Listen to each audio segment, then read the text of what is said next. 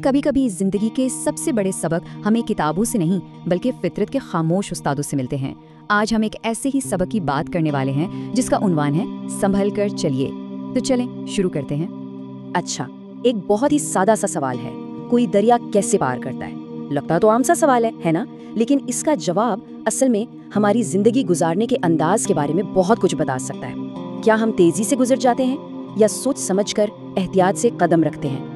अब यहीं पर बात दिलचस्प हो जाती है। जब दरिया पार करने की बात आती है ना, तो हमें दो बिल्कुल अलग अलग तरीके नजर आते हैं। एक तरफ छोटे जानवर हैं जो पानी में तेजी से भागते हुए निकल जाते हैं, और दूसरी तरफ है ताकतवर हाथी जो हैरत अंगेज तौर पर बहुत ज्यादा एहतियात से चलता है।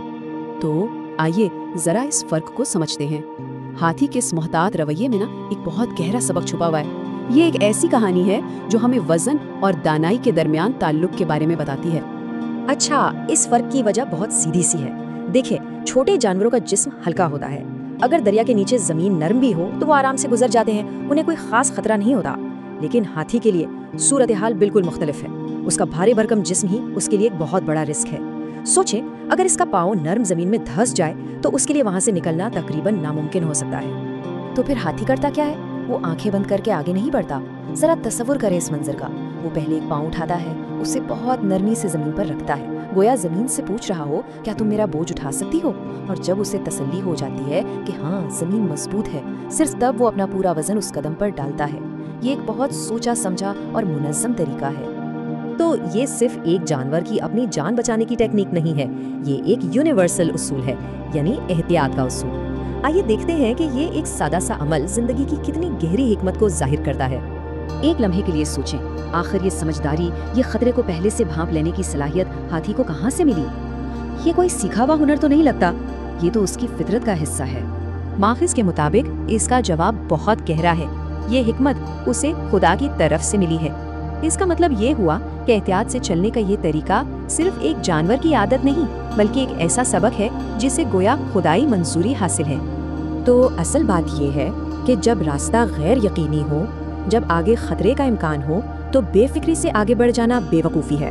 दानाई यही कहती है कि हर कदम उठाने से पहले ज़मीन को परखा जाए, खतरे का अंदाज़ा लगाया जाए और फिर आगे बढ़ा जाए। चले अब इस सबक को जंगल से निकालकर इंसानी माशरे में ले आते हैं। हमारी समाजी ज़िंदगी भी तो एक दरिया की तरह ही है, जिसमें हर तरफ नज़र ना आने वाले खतरात छुपे हुए हैं। और यहीं पर हमारी जिम्मेदारी और बढ़ जाती है, क्योंकि हमें हाथी से कहीं ज़्यादा अक्ल दी गई है। अगर एक जानवर इतनी एहतियात बरत सकता है, तो हम इंसानों को तो अपनी ज़िंदगी के मामलात में इससे कहीं ज़्यादा दानिशमंदी दिखानी चाहिए। हमारी समाजी ज़िंदगी ऐसी ही खतरनाक जगहों से भरी पड़ी है। कुछ हालात तो बारूद के ढेर की तरह हैं, जहाँ एक गलत लफ्ज़ भी तबाही मचा सकता है। कुछ रिश्ते पेट्रोल ट्रेन की तरह नाजुक होते हैं, जिन्हें बहुत एहतियात से हैंडल करना पड़ता है। और हर तरफ समाजी दलदल, कांटे और गड़े हैं जो हमें अपने असल रास्ते से भटका सकते हैं। तो एक अक्लमंद इंसान क्या करता है? वो इन मसलों से लड़ता नहीं, इनमें उलझता नहीं है।